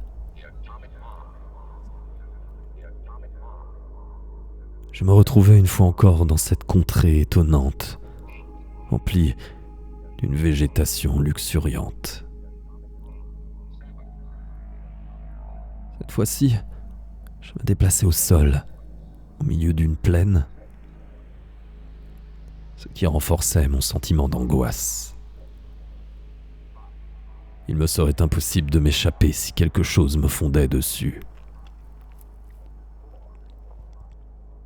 D'ailleurs, j'observais dans le ciel le tournoiement de créatures étonnantes, dont le corps et les ailes, pareils à des chauves-souris, se trouvaient munis de queues serpentines. Il m'était impossible de savoir si elles m'observaient, mais je me mis à cavaler en direction du sous-bois. Dans le lointain, d'immenses montagnes tutoyaient le ciel, et je les imaginais être le repère de quelque être immonde. La forêt, pareille à une jungle tropicale, suintait une humidité poisseuse. Des cris étranges en émanaient, à mi-chemin entre celui d'animaux et d'hommes en plein effroi. Pourtant, je cheminais à travers les arbres et les lianes, jusqu'à apercevoir les colonnes d'un temple, en partie recouvert de végétation. Celui-ci se mêlait à la pierre pour constituer un matériau inconnu et improbable. Plus j'approchais, et plus la structure semblait immense, titanesque. Je n'osais imaginer quel type de divinité était célébré ici.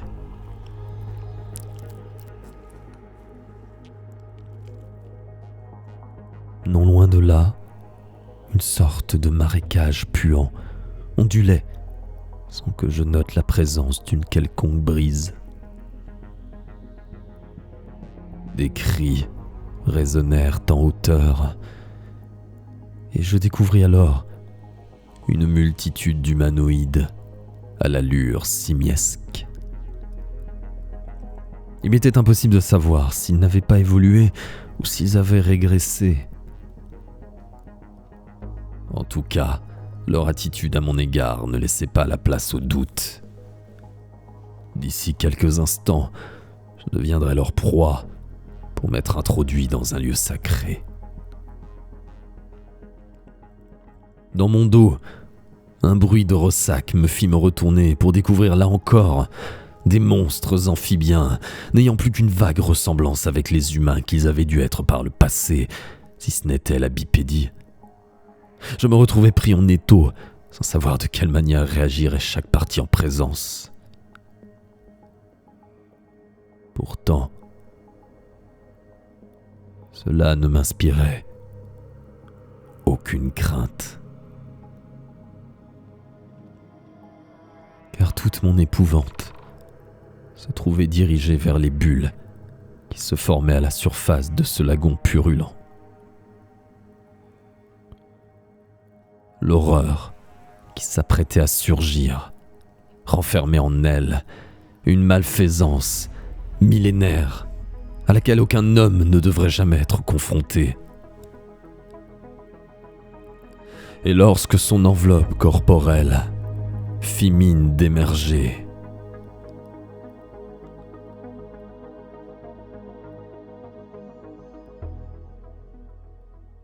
j'ouvris les yeux. Tout raide dans mon lit, la respiration en suspens, je mis quelques instants à revenir dans le monde réel et à chasser ces images absconses.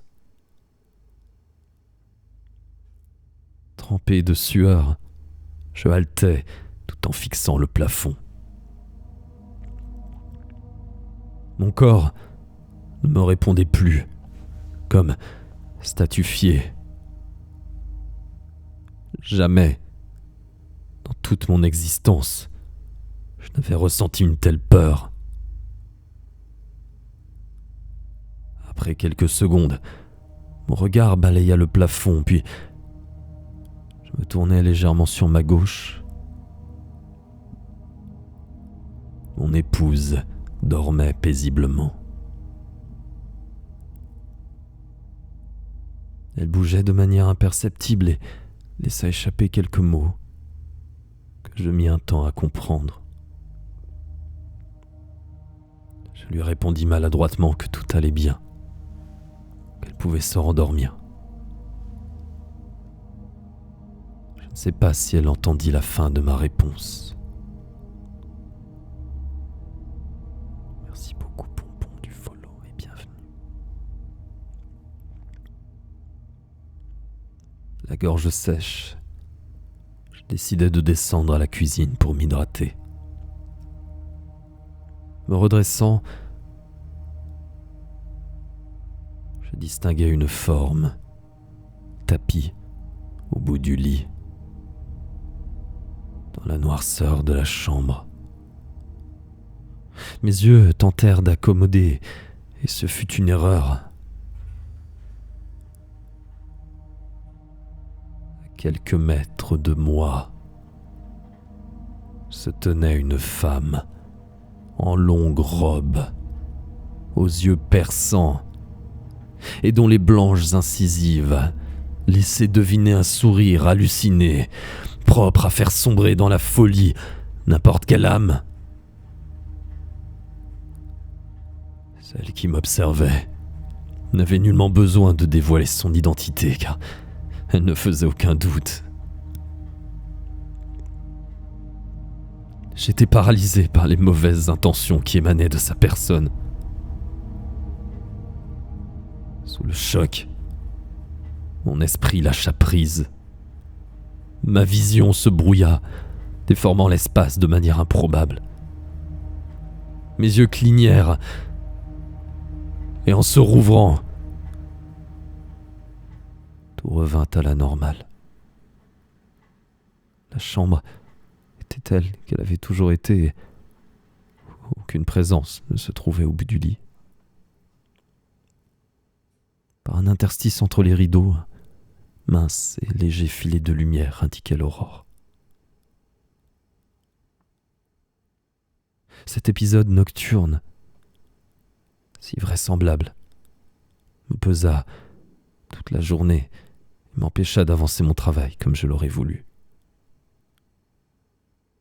Je m'absentais un long moment durant le déjeuner afin de me rendre dans une commune proche pour y étudier le cadastre, plutôt que d'envoyer quelqu'un. J'espérais que cela me changerait les idées.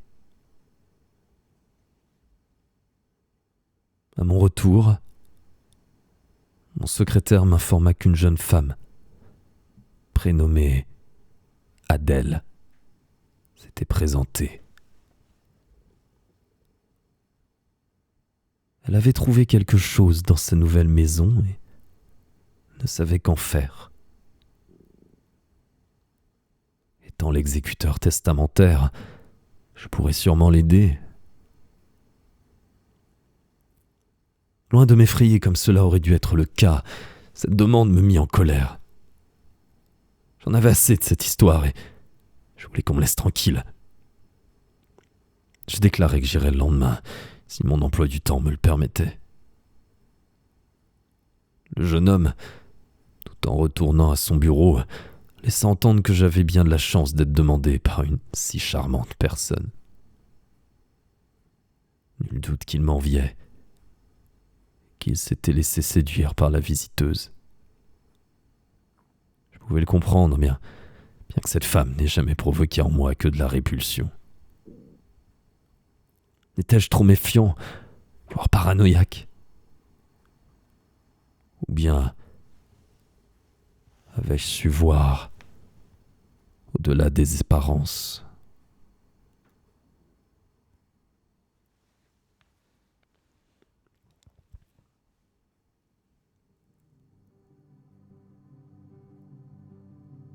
Il me fut, comme vous pouvez vous en douter, impossible de fermer l'œil cette nuit-là. Je décidai donc de mettre à profit cette veille pour retracer par écrit l'ensemble des événements de ces derniers jours. Il me fallait garder une trace de tout cela, et ce sont ces notes que vous venez de lire. Je suis à peu près certain d'avoir encore de nombreuses choses à inscrire ici, après ma visite de cette maudite demeure.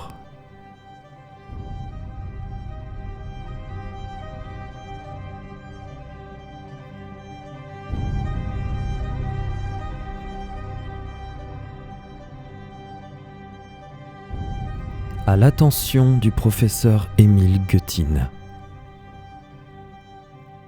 Monsieur, si je me permets de vous écrire aujourd'hui, c'est parce que je ne sais vers qui me tourner. Lorsque vous êtes présenté l'autre jour pour voir mon époux, j'ai noté votre sincère désarroi en apprenant sa disparition. Vous m'avez paru honnête homme, et sachez que de peu qu'il m'ait été permis d'entendre, mon mari vous tenait en haute estime. Votre chaire, à la faculté de Paris, témoigne de votre érudition. Aussi parviendrez-vous peut-être à éclaircir cette histoire. La rumeur veut qu'il m'ait délaissé pour une autre femme, mais je n'en crois rien. Ces derniers temps, mon époux était tracassé par une histoire de succession qui semblait mal se dérouler. Il effectuait de longues journées et son sommeil était agité. Ne voulant pas ajouter à son tourment, j'ai préféré le laisser tranquille, mais il était la proie de terribles cauchemars qui me réveillaient moi-même. Les dernières personnes à l'avoir vu sont ses collaborateurs. Sur leurs indications, je me suis rendu à ce nouvel institut pour jeunes enfants aliénés. J'ai rencontré la directrice, une femme avec un horrible accent et dont la personnalité m'a immédiatement déplu, même si je ne devrais pas dire ce genre de choses. Elle m'a assuré que mon mari ne s'était jamais présenté au rendez-vous. Elle a feint d'être inquiète, mais je ne suis pas dupe. Et je pense qu'elle ment. Un inspecteur est également venu me poser des questions. Quelque temps auparavant, il s'était déjà entretenu avec mon mari. Tout ce que je puis dire à son sujet, c'est que cette étrange disparition semblait l'intriguer. Ces questions me sont apparues précises, comme s'il savait plus qu'il ne voulait bien en dire. Il s'agissait d'un certain monsieur Buren ou Turenne. Ma mémoire me fait défaut, je vous prie de m'en excuser. Sans vouloir vous commander, je crois que vous devriez entrer en contact avec lui. Vous trouverez ci-joint un carnet où mon époux avait, semble-t-il, tout noté. Je n'en ai parcouru que quelques passages, par crainte de m'immiscer par trop dans son intimité. Je crois cependant que, s'il se trouvait parmi nous, il ne verrait aucun inconvénient à ce que vous lisiez ces notes en intégralité. Je me demande même si celles-ci ne vous sont pas directement destinées. En espérant que vous pourrez lui venir en aide, respectueusement, Odile Marie-Simone Lequestac, épouse de maître Charles Marie Entier Lequestac.